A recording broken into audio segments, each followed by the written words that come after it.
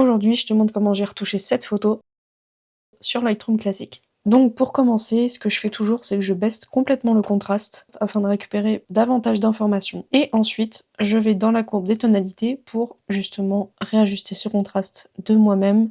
Donc voilà, déjà, ça c'est une petite astuce si vous voulez mieux gérer votre contraste. Ensuite, on va baisser un peu les hautes lumières pour récupérer un tout petit peu le ciel, mais pas trop, parce que ça me dérange pas de l'avoir complètement surexposé. On va légèrement remonter les ombres, monter les blancs aussi pour donner un peu plus de peps à l'image et de brillance. Et on va remonter les noirs. On est pas mal et je vais remonter légèrement ma courbe de contraste, voilà, pas plus.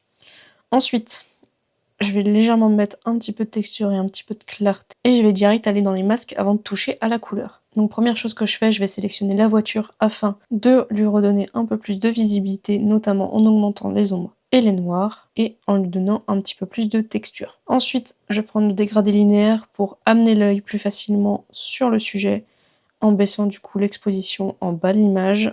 Et je vais aussi faire pareil en baissant un petit peu l'exposition sur le côté de l'image. Et je vais prendre un petit dégradé radial et légèrement mettre un tout petit peu d'exposition pour donner un petit axe lumineux sur la photo. Voilà, pas besoin de plus, ça suffit largement.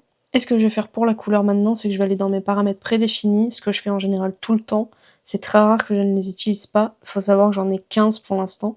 Et si jamais ils ne correspondent pas, je vais en appliquer un, et s'il faut du coup l'ajuster. Et si vraiment ça ne correspond pas du tout à ce que je veux faire, et ben je recommence de zéro. Mais là, avec les couleurs d'automne, ça sera parfait. Et je vais le réajuster un petit peu. Parce que par exemple, je vois un bout de vert là-bas que je ne veux pas. Hop, voilà. Ça sera déjà mieux.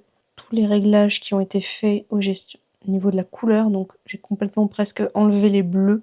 Je pourrais même complètement les enlever, voilà, c'est mieux.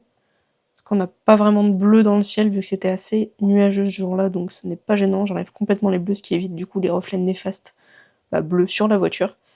On peut voir ici que dans mes tons moyens et dans mes ombres, je suis allée plutôt vers du bleu, tandis que dans les hautes lumières, je suis allée vers du jaune. Donc j'ai utilisé en fait les couleurs complémentaires. Et moi, il faut savoir que j'utilise très rarement autre chose que du bleu dans les ombres.